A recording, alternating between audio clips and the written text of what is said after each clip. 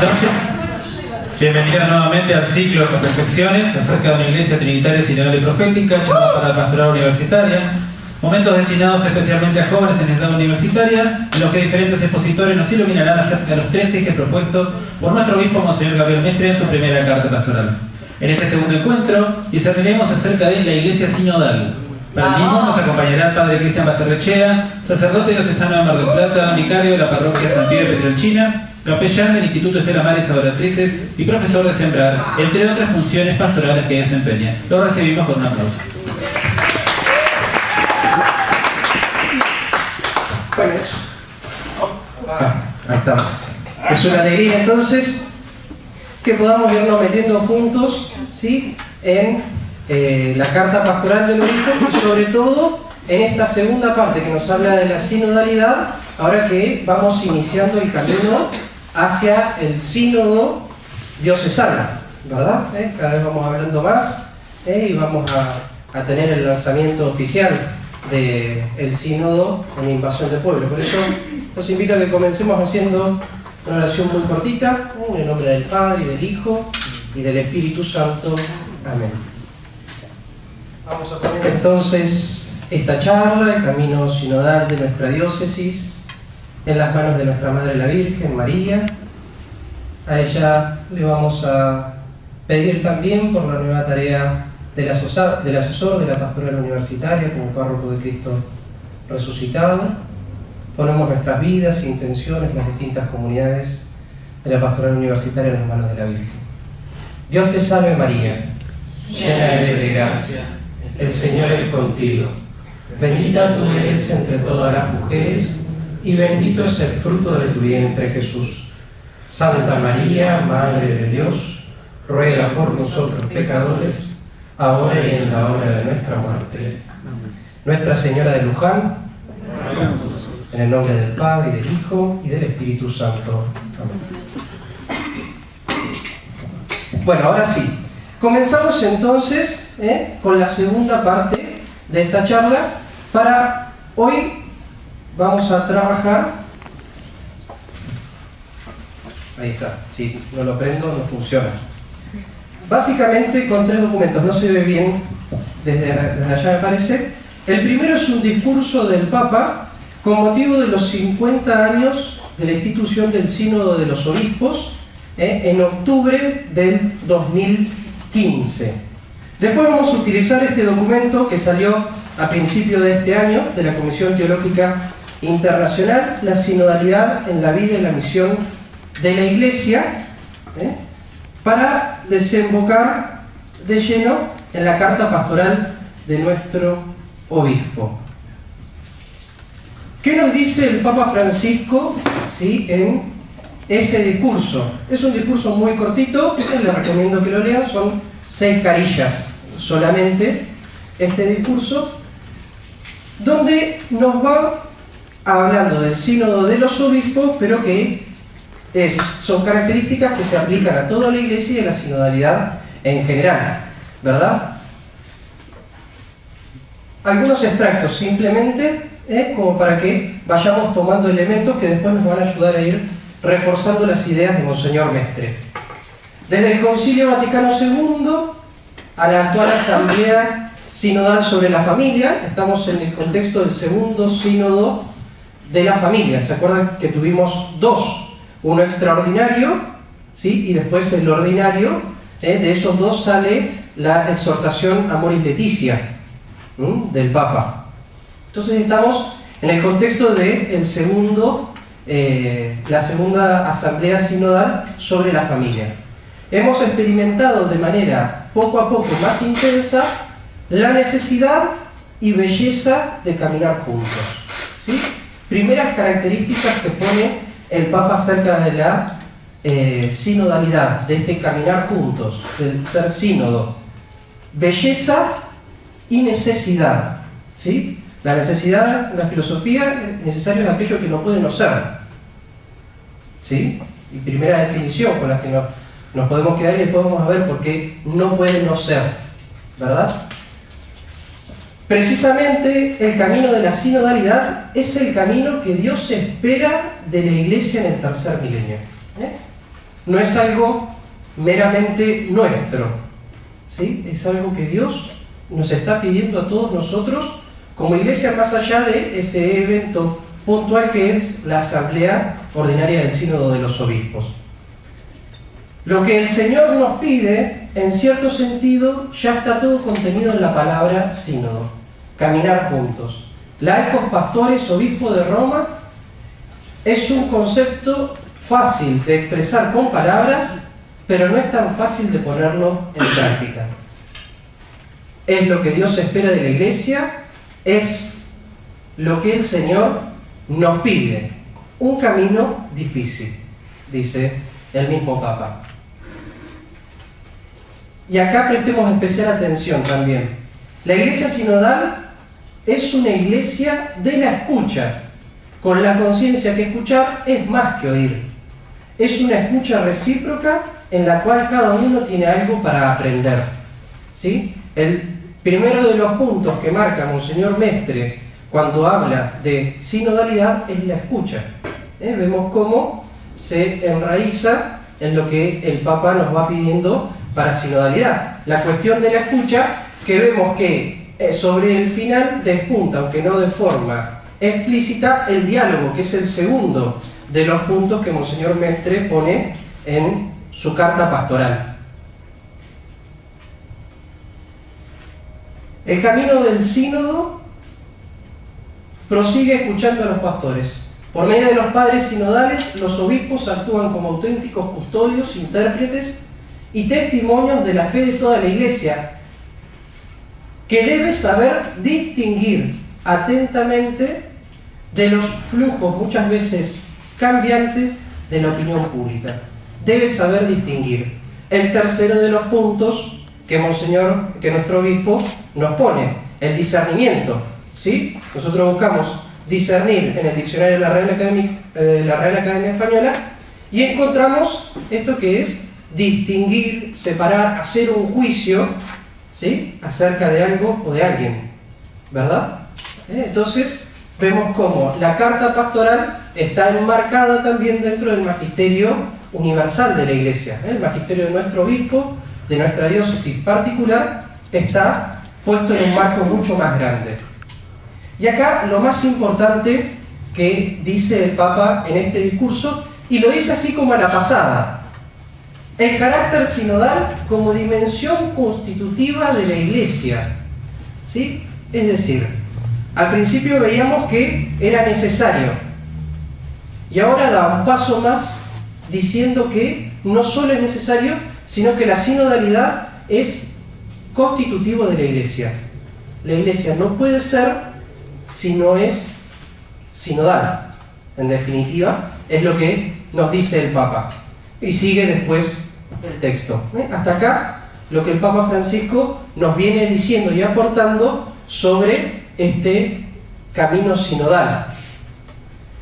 Pasamos a la Comisión Teológica Internacional. Algunos punteos muy cortitos, el documento es bastante largo, es muy rico y recomendable para leer, sobre todo ahora que estamos en camino sinodal. Sínodo, ¿no?, dice que la palabra está compuesta por la preposición sin y el sustantivo hodos.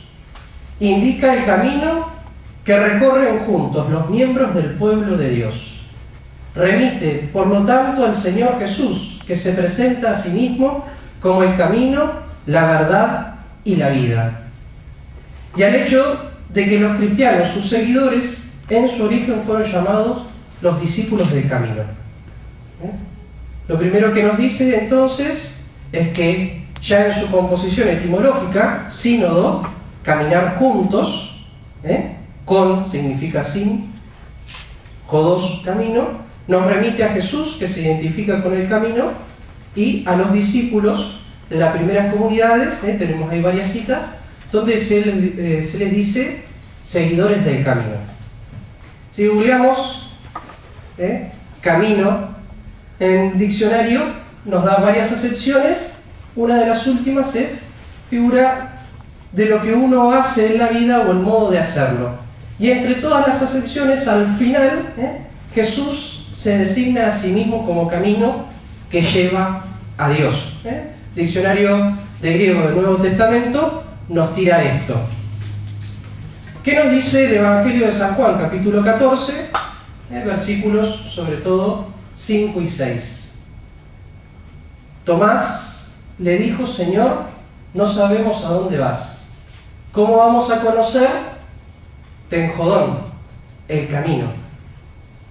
Jesús le respondió: yo soy Jejodos, el camino, la verdad y la vida. Nadie va al Padre si no es por mí. ¿Cuál es la primera conclusión que sacamos de esto? Sí, sínodo sin Jodos significa caminar juntos, y Jesús se identifica con el Jodos, sin Jodos significa con Jesús.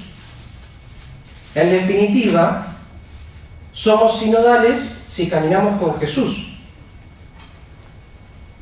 Por eso es que es dimensión constitutiva, porque sin Jesús no hay iglesia. No es posible ser iglesia si lo dejamos a Jesús de lado, ¿verdad? Él es el camino que se nos presenta para llegar al encuentro del Padre. Sínodo, en definitiva, podemos hacer, ¿no?, volar un poquito y decir que significa con Jesús. Entonces, ¿qué es lo que estamos intentando hacer? Ir con Jesús, ¿sí? Que es camino, que es verdad y que es vida, ¿sí?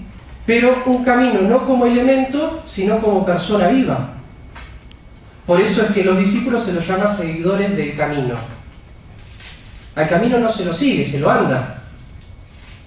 Se lo sigue cuando es una persona, ¿verdad? Y bien lo dice Benedicto XVI al inicio de su primera encíclica, Dios es amor: uno no se hace cristiano por una decisión ético-moral, sino por el encuentro con un acontecimiento, con una persona que da un nuevo horizonte y sentido a la vida. ¿Qué hacemos siendo iglesia sinodal? Estar con Jesús, este viviente, este Dios que nos invita a ir juntos al Padre. Continuamos con el documento. Con un significado específico desde los primeros siglos, se designa con la palabra sínodo las asambleas eclesiásticas convocadas en diversos niveles para discernir, de nuevo, ¿sí?, discernir a la luz de la palabra de Dios y escuchando al Espíritu Santo las cuestiones doctrinales, litúrgicas, canónicas, pastorales que se van presentando periódicamente. ¿Qué nos dice nuestro obispo? Este es el esquema general de la carta. Ustedes con el Padre Luis ya vieron la primera parte, que es la Iglesia Trinitaria. Dios Padre, Dios Hijo, Dios Espíritu Santo, que como bien lo remarcaba el Padre Luis en la charla pasada, y lo dice de forma explícita el obispo al iniciar la carta, es el fundamento, ¿sí? Lo más importante de esta carta está en la primera parte, en la relación con el Dios uno y trino, con este Dios que es roca. Escuché la charla estos días, que la subieron a YouTube, y hacía mucho hincapié en la cuestión de la roca. Bueno, este Dios uno y trino es nuestra roca fuerte, que da sentido a todo lo otro. Nosotros nos vamos a ubicar entonces en la segunda parte, sinodal a la escucha, en diálogo y en constante discernimiento. Vamos a ir haciendo una lectura juntos así bastante rápida de la carta pastoral. En la introducción, ¿sí?, en la carta pastoral son 10 puntos los que toma esta segunda parte, ¿sí? Y en la introducción nos dice: descubrimos que sinodalidad hace más referencia a un estilo que a un evento en sí. La misma palabra sínodo en su etimología indica encuentro, reunión, asamblea, caminar juntos, es transitar la vida como familia y pueblo de Dios. Y esto, descubrimos que sinodalidad hace más referencia a un estilo que a un evento en sí. Y acá nosotros tenemos que distinguir también el estilo del evento. El evento nos vamos preparando, ¿sí? Que será dentro de 2 años, en el 2020, el sínodo diocesano, que ya empieza con las distintas etapas. Pero el estilo sinodal, lo habrán escuchado varias veces a nuestro obispo decir, un estilo que no se negocia, ¿sí? Es decir, unir siendo iglesia, el cual es irrenunciable. ¿Por qué? Volvemos. Porque no se puede ser iglesia sin Jesús. Y Jesús es ese camino que recorremos juntos y que nos lleva al Padre. ¿Verdad? Entonces, ahí estamos nosotros enmarcados. El ejercicio sinodal profundamente comunitario no disminuye el liderazgo de quien tiene que conducir, sino que lo refuerza y promueve como instancia de unidad y de última definición en los temas esenciales según las normas de la Iglesia. Qué interesante esto, ¿no? Es decir, la sinodalidad, el poder dialogar, ir viendo juntos qué es lo que Dios nos pide, no disminuye el liderazgo de quien tiene que conducir. Muchas veces aquel que tiene función de conducción se puede sentir atacado o atropellado por el otro, ¿sí? Por aquel que tiene que conducir, pensando que el que conduce tiene que tener la claridad absolutamente en todo, ¿sí? Y que el conducido no puede aportar nada. Habla de la grandeza de quien conduce, ¿sí? De quien pastorea una porción determinada, el poder abrirse sin miedo, a lo que el otro pueda decir. Porque aquel que está seguro de quién es, de lo que hace, no tiene miedo del aporte del otro. El que se ataja es el que tiene miedo. El que se cierra es el que tiene miedo. Y el que tiene miedo no va al diálogo. Como no va al diálogo porque tampoco escucha. Y si no escucha, no va al diálogo, primero se cierra al otro, después se cierra a Dios y se hace imposible discernir, ¿no? Por eso es que vamos viendo lo que el Papa Francisco nos decía, que es un camino difícil, ¿sí? No es un camino fácil, es un camino difícil. A la escucha. Sin la escucha al otro es imposible la comunicación. La escucha nos abre al mismo Dios y a los sagrados. Nos abre el camino de fe y a la comunión con los demás. Escuchar a Dios, que es palabra, escucharlo en la Escritura, que es la palabra de Dios escrita e interpretada en la vida de la Iglesia, en una auténtica animación bíblica pastoral. Es uno de los grandes desafíos de la Iglesia sinodal, ¿sí? Escucha que tiene 2 dimensiones, que son realmente inseparables: la escucha al otro y la escucha a Dios. El obispo, como buen biblista, pone como uno de los modos privilegiados la escucha de la palabra de Dios, ¿sí? Que le tenemos un poco de miedo. A veces lo tenemos más como un libro de consulta. Bueno, a ver qué dice tal versículo, y no como encuentro vivo con el Dios viviente. San Jerónimo decía, aquel que no conoce la Escritura no conoce a Jesús, ¿no? La profundidad de la afirmación de este Santo Padre de la Iglesia. Aquel que no conoce la Escritura no conoce a Dios. Poder ir buscando, ¿sí? Ahí adentro, sin lugar a dudas. Hay cosas que son complicadas, que son difíciles, ¿sí? Pero por eso dice el obispo que interpretadas en la vida de la Iglesia, que es la auténtica, en una auténtica animación bíblica, interpretadas en la vida de la Iglesia. ¿Por qué? Porque un texto sin contexto termina siendo un pretexto para hacerle decir lo que querramos. Y la Iglesia es la que nos va mostrando la verdadera interpretación de la Sagrada Escritura. De hecho, es tan así que el criterio de canonicidad, el criterio por el cual sabemos que estos textos son inspirados y estos no, es la misma Iglesia, ¿sí? ¿Por qué la Didaché no es un texto sagrado? ¿Por qué la carta a los Corintios de San... Uy, se me fue el nombre. Hay uno de los primeros papas. Clemente. San Clemente Romano no es un texto sagrado, si son casi contemporáneos, ¿sí? ¿Por qué no lees el Evangelio de Santiago, el protoevangelio de Santiago? ¿Sí? ¿Por qué no son? No los tenemos. Bueno, la Iglesia ha ido discerniendo que no lo son. En ese mismo marco se nos invita a nosotros a acceder a las Sagradas Escrituras. Escuchar implica una serie de hábitos que debemos cultivar asiduamente. Permitir que el otro se exprese con libertad, prestar atención, no interrumpir, dejar lugar al silencio, decodificar también el lenguaje no hablado, permitir que el otro se exprese con libertad, escuchar con apertura de alma y sinceridad, superando así la autorreferencialidad. Tenemos una serie de consejos que nos da el obispo sobre cómo escuchar, que realmente nos es difícil a todos. Dejar que se exprese con libertad, ¿no? ¿Cuántas veces vamos marcando el camino por donde queremos que vayan? ¿Sí? El otro, el que está con nosotros. A veces de forma consciente, a veces de forma inconsciente. Nos cuesta el silencio, ¿verdad? Es algo realmente difícil poder guardar silencio para abrirme al otro y no interrumpir. No, pero espera, que yo te tengo que contar algo. Sí, porque es lo que yo decía. Era lo que yo decía, ¿o no? Y empiezo de nuevo y retomo una y otra vez sin dejar que el otro se exprese, hasta que el otro se embola y se cayó para siempre, ¿no?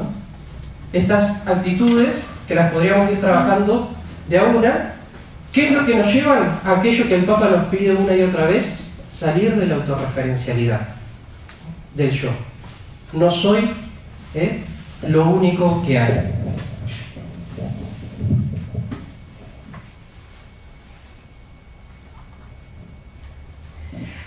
En el punto 23 pone 4 queremos, ¿sí? 4 actitudes que que nos propone como iglesia.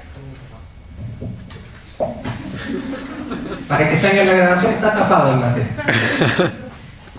Queremos cultivar la capacidad de escucha a Dios en la vida de oración personal y comunitaria. Queremos escuchar a Dios a través de la lección divina, dejándonos interpelar siempre por las orientaciones del magisterio de la Iglesia. De nuevo, la Escritura con la Iglesia, ¿sí? Ese entrar en lo que Jesús nos dice a través de la palabra escrita por medio de la Iglesia. Y 2, escucha a la persona, ¿sí? Dijimos que la escucha tiene estas 2 dimensiones. Queremos acrecentar la escucha a los hermanos con entrañas de misericordia, involucrándonos en su realidad y responder a sus ruegos. Queremos superar la tentación de hacer oídos sordos ante los dramas de nuestro tiempo y escuchar con atención a todos. La tentación de hacer oídos sordos a los dramas de nuestro tiempo, ¿no? En esta madrugada, los senadores han votado el no a la promulgación de la ley, ¿verdad? Podemos quedarnos ahí a hacer oídos sordos al gran problema, ¿verdad? Y es, bueno, ¿cómo acompañamos a las mujeres, ¿sí?, que están transitando un embarazo no deseado? ¿Sí? ¿Cómo acompañamos a los niños? ¿Cómo acompañamos las distintas situaciones de vulnerabilidad que vamos atravesando? Es sin lugar a dudas muy bueno que no se legisle el aborto, pero no nos podemos quedar ahí, ¿no? Les recomiendo que lean el mensaje del arzobispo de La Plata, que sacó hoy, ¿sí?, Monseñor Víctor Manuel Fernández, donde dice un poco esto también, ¿sí? Todavía tenemos que ponernos en marcha a esto. Bueno, no podemos hacer oídos sordos a eso, ¿sí? ¿Cómo acompañamos? ¿Hay ya iniciativas? Sí. Tenemos Saint Carême, tenemos de distintos modos de vulnerabilidad, ¿no? El Carême, el Hogar de María, el Cotolengo, la Pastoral del Basural, Noche de la Caridad, el Hogar de Nazaret, las Cáritas, distintas vulnerabilidades, pero no nos podemos quedar contentos con eso callados, ¿sí? Necesitamos dar un paso más.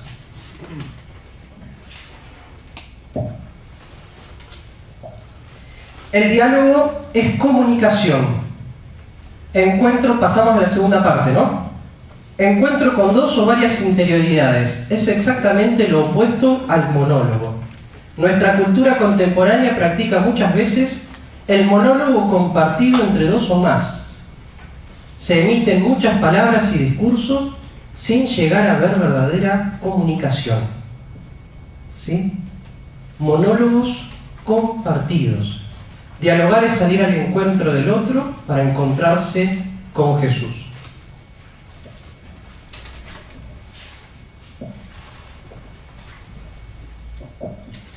Diálogo es una palabra compuesta. Dia, dos, logos, hay distintas acepciones. Una es la de razón. Y dentro de las mismas tenemos la razón íntima de una cosa, el ejercicio de la razón, valor que se le atribuye a algo, rendición de cuentas, justificación, explicación. La razón en Dios, logos, es palabra, verbo, como designación de Jesús. Diálogo. Dos, logos. ¿Qué nos dice el Evangelio de San Juan? Versículos principalmente 1 y 14. Tomo como muestra. En el principio existía Hologos, la palabra. Y Hologos, la palabra estaba junto a Dios, y Hologos era Dios, y la palabra era Dios. Es el primer versículo del Evangelio de San Juan. En el versículo 14, y Hologos, la palabra se hizo carne y habitó entre nosotros. Diálogo, dos, logos. Dos, Jesús. El Jesús que está en vos y el Jesús que está en mí, que se quieren encontrar mediante esa escucha recíproca y esa comunicación. No dialogar es no dejar salir a Jesús y no dejar que Jesús entre en mí, en definitiva, y no entrar en contacto con ese Jesús. Dos logos. ¿Sí? Esto es lo que se nos pide con el diálogo. Es mucho más que una actitud meramente humana. Es una actitud profundamente espiritual y que brota del verdadero encuentro con Él. No es posible, entonces, ¿sí?, ser verdaderos seguidores de Jesús si no estamos abiertos al diálogo sincero y pleno. Necesitamos purificar nuestras vidas comunitarias a través del diálogo sincero e impulsar un estilo de conducción participativo, y nos da una serie de actitudes que marca el Papa Pablo VI en su encíclica Ecclesiam Suam. Claridad, afabilidad, confianza y prudencia pedagógica. ¿Sí? Claridad, afabilidad, confianza y prudencia pedagógica.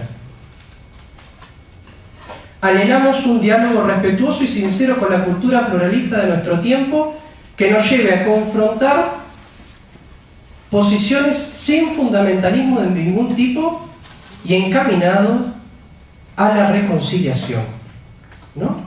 Hoy, el gran tema, ¿sí?, es el aborto.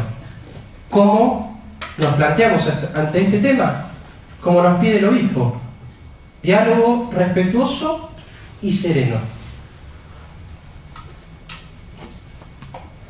Confrontar, que no significa enfrentar. ¿Sí? Son dos cosas distintas. ¿Sí? El confrontar, en el fondo, está diciendo, bueno, no vamos a hacer un sincretismo, no es todo lo mismo. Verdaderamente no es todo lo mismo. ¿Sí? Pero podemos dialogar. Vos podés expresar tu idea, te voy a escuchar, te voy a intentar comprender, yo voy a expresar mi idea, qué es lo que pienso, ¿sí? Pero sin decir que es todo lo mismo. No es todo lo mismo, ¿sí? El sincretismo no hace bien. Sin fundamentalismos. El fundamentalismo ciega la razón. Y si ciega la razón, nos quita la humanidad. Aristóteles definía al hombre como un animal racional. El fundamentalismo nos quita la racionalidad. Entonces pasamos a ser simplemente animales. Fundamentalismo de izquierda y de derecha. ¿Sí? Porque el fundamentalismo hay de todos lados. Sin fundamentalismos y encaminados a la reconciliación.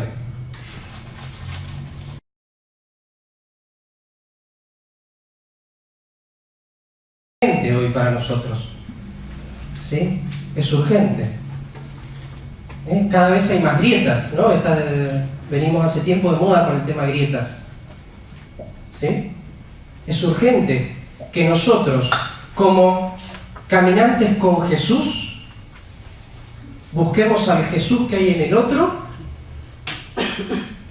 en un camino de reconciliación. Déjense reconciliar por Dios, nos dice San Pablo. ¿Sí? La reconciliación no es algo que podemos negociar tampoco. Tenemos que ir a buscar. Punto realmente fuerte y denso en este punto 26 de nuestro obispo. En constante discernimiento. Así como podemos decir, lo del diálogo lo poníamos íntimamente relacionado con la segunda persona de la Trinidad, ¿sí? Con el Hijo, es decir, en la primera parte de la encíclica, segunda parte, el discernimiento lo vemos íntimamente unido al Espíritu Santo. Hay un himno muy viejo y muy lindo de la Iglesia, el Veni Creator, ¿sí? Donde se van dando distintas características del Espíritu Santo, y muchas de ellas son de ayuda intelectual para realizar un juicio. Vamos a rezar ahora después, cuando terminemos este encuentro, con ese himno, ¿sí? Podemos definir discernimiento espiritual como la capacidad de ver desde Dios la realidad humana e histórica del presente, con sus luces y sombras, para ofrecer caminos concretos del espíritu, conduciendo hoy a todo ser humano al mayor bien posible y a la verdad que libera. Capacidad de ver desde Dios la realidad humana e histórica de hoy. ¿Sí? ¿Cómo vemos hoy el aquí y el ahora? ¿Sí? Social y también personal. Yo, estudiante, en tal año de la carrera, de novio, de novia, con este proyecto, ¿sí? Bueno, ahí está la capacidad de ver desde hoy, pero esta capacidad no la adquirimos solo, es don del Espíritu Santo, es don que nace de lo alto.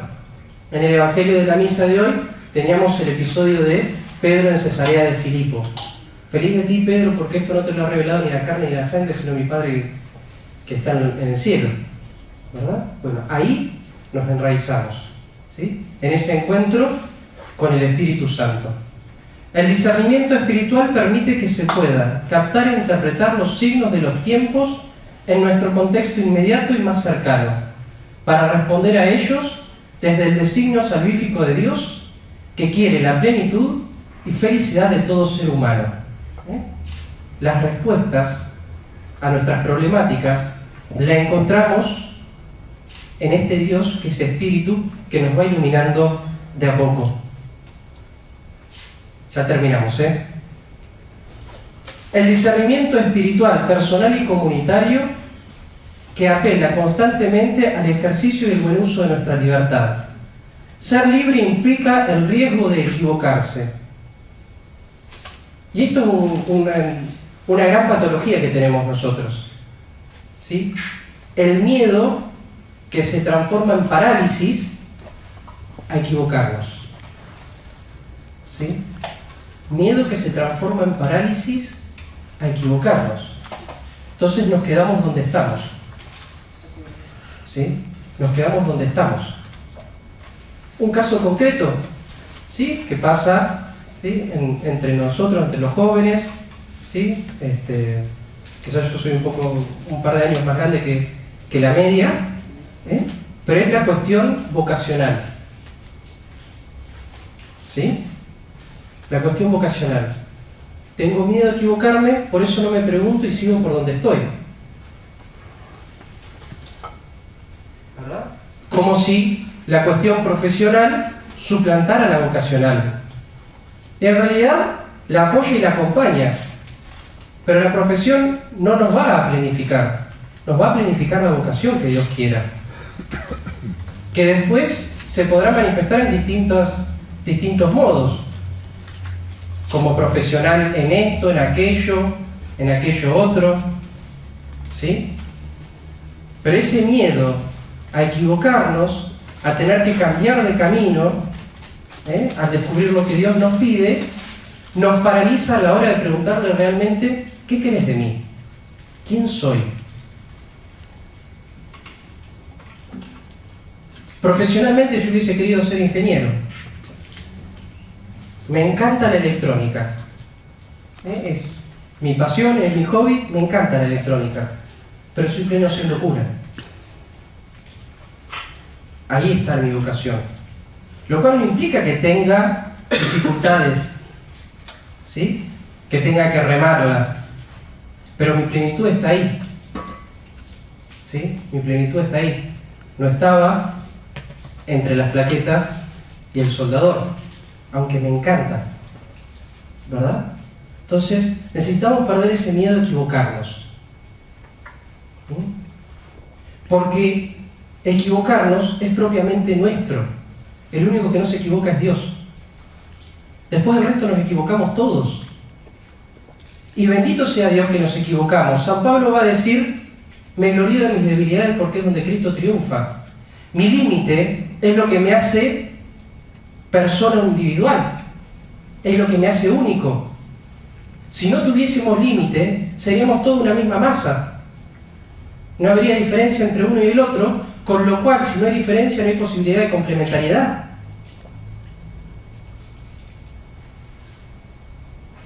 Amiguémonos con nuestros límites. Nos equivocamos en el pasado, nos equivocamos en el presente y nos vamos a equivocar. Dejemos que Dios actúe por encima de eso, como Padre realmente providente. ¿Verdad? Dejemos que Él actúe. Es parte nuestra equivocarnos. Y aquel que conduce tiene que acompañar el equívoco y el error del otro. No diciendo, no pasó nada, ayudando a que se levante, que siga caminando y que de a poco vaya encontrando a ese Dios que realmente no se equivoca. Pero todos nos equivocamos. ¿Sí? Después de Jesús, la Virgen, el resto, metemos todo en la pata. No tengamos miedo a equivocarnos. No tengamos miedo a buscar. ¿Sí? Me fui.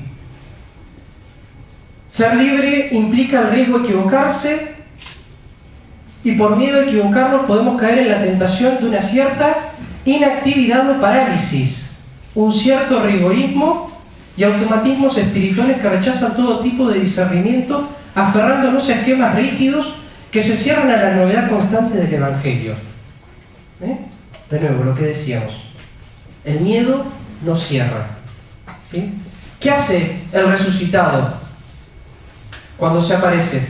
¿Qué es lo primero que dice? De a uno. No tengan miedo. No tengan miedo, ¿y qué hace? Muestra las llagas de las manos y del costado. ¿Por qué no tengan miedo y muestra las llagas de las manos y de los costados? Porque todos nuestros miedos se pueden resumir en el miedo a la muerte. En definitiva, le tengo miedo a aquello que me va matando en distintos aspectos. Y Jesús resucitado nos dice, yo vencí la muerte, con lo cual vencí todos tus miedos. Acá estoy para sacarte de ese miedo. ¿Verdad? Hoy el resucitado nos sigue mostrando sus llagas y nos sigue diciendo, no tengas miedo. Permitite equivocarte. Resumiendo entonces, ¿qué es lo que nos pide el obispo para esta nueva etapa de la iglesia? Ser iglesia como un estilo donde animar, estimular e impulsar el caminar juntos, que no disminuye el liderazgo de quien tiene que conducir, sino que lo refuerza y promueve mediante la escucha y el diálogo con Dios y los otros, en un constante discernimiento sin miedo a equivocarnos. ¿No? Una definición que fuimos entresacando de esta parte de lo que el obispo nos pide. ¿No? Para finalizar entonces, quería que terminemos rezando y haciendo un ejercicio de discernimiento muy sencillo. Cuando San Pablo habla de discernimiento, lo habla como un don, como un carisma, y está siempre estrechamente relacionado a la profecía. ¿Por qué? Porque el profeta habla de Dios, pero como es una persona íntegra, habla de Dios y a veces habla de sí mismo. Y el que discernía tenía que distinguir qué de aquello que decía el profeta era de Dios y qué era humano, para quedarse con lo de Dios. ¿Verdad? Así nos deja bien claro al final de la primera carta a los tesalonicenses y en la carta a los corintios, sobre todo en la primera carta, donde San Pablo viene hablando de todos los carismas, enumera el discernimiento junto con la profecía, pero después nos da la regulación de esos carismas en el capítulo 13, que es el himno de la caridad, que muchas veces lo escuchamos sobre todo en la liturgia matrimonial, y le damos un sentido bastante meloso al himno de la caridad, que tiene un sentido muy profundo y bastante complejo de llegar. Es compasivo, es servicial, no es envidioso, no hace alarde, no procede con bajeza, no busca su propio interés, no se irrita, no tiene en cuenta el mal recibido, no se alegra de la injusticia, sino que se regocija con la verdad. Todo lo cree, todo lo espera, todo lo soporta, el amor no pasará jamás. ¿Verdad? ¿Lo tenemos más o menos en la cabeza? Bueno, los invito entonces a que finalicemos pidiendo, bueno, no vamos a alcanzar a leerlo todos juntos, está medio claro y chico, así que vamos a hacer entre nosotros nomás una invocación al Espíritu Santo, pidiéndole a Él que sea el que venga a nosotros, el que nos ilumine, el que nos dé su capacidad. Y después les voy a pedir que piensen en una problemática pasada o presente que tengan que resolver o que hayan resuelto. Y les voy a ir leyendo las características que San Pablo da del amor. Y vayan viendo si en esa resolución pudieron ir poniendo estas mismas características. ¿Sí? Es este amor con estas características el que regula nuestro discernimiento, nuestra acción. En el nombre del Padre, y del Hijo, y del Espíritu Santo. Ven Espíritu Santo, ven a nosotros, ven a iluminar nuestros corazones. Te pedimos que hoy enciendas el fuego de tu amor en cada uno de nosotros, que nos concedas las luces del discernimiento que estamos necesitando. Te pedimos que nos inflames, que nos hagas testigos, discípulos y misioneros. Ven Espíritu Santo, ven a nosotros, ven a iluminarnos.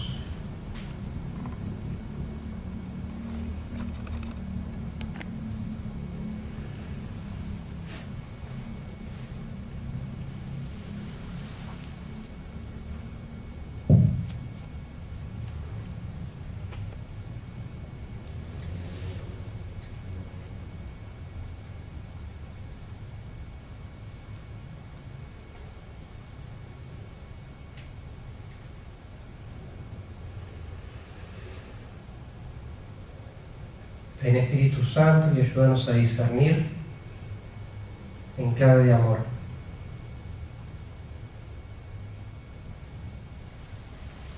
Un amor que es paciente.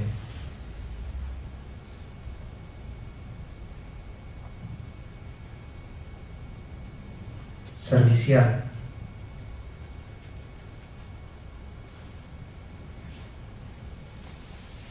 Un amor que no es envidioso.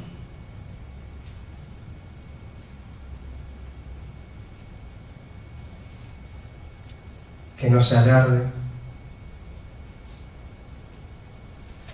ni se envanece.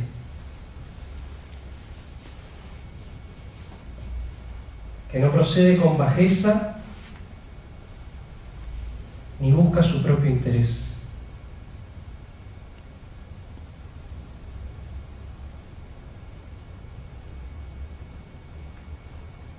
No se irrita, ni tiene en cuenta el mal recibido.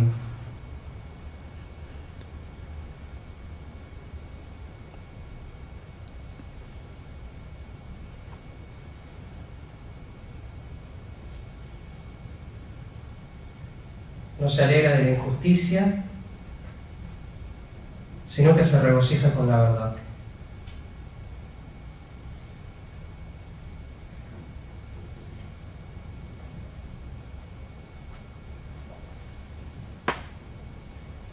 Con un amor que todo lo disculpa.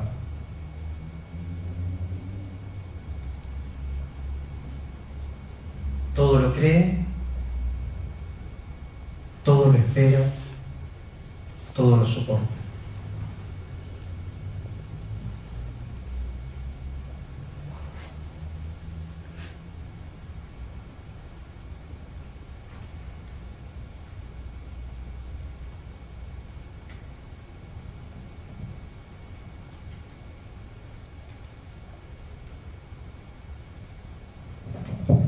Es este mismo Espíritu el que también nos hace llamar a Dios Abba. Por eso cerremos este momento de oración diciendo juntos: Padre nuestro, que estás en el cielo, santificado sea tu nombre. Venga a nosotros tu reino. Hágase tu voluntad en la tierra como en el cielo. Danos hoy nuestro pan de cada día. Perdona nuestras ofensas, como también nosotros perdonamos a los que nos ofenden. No nos dejes caer en la tentación y líbranos del mal. Que el Señor esté con ustedes, con tu espíritu. Que descienda sobre ustedes, familias, comunidades, y permanezca para siempre la bendición de Dios, que es Padre, Hijo y Espíritu Santo.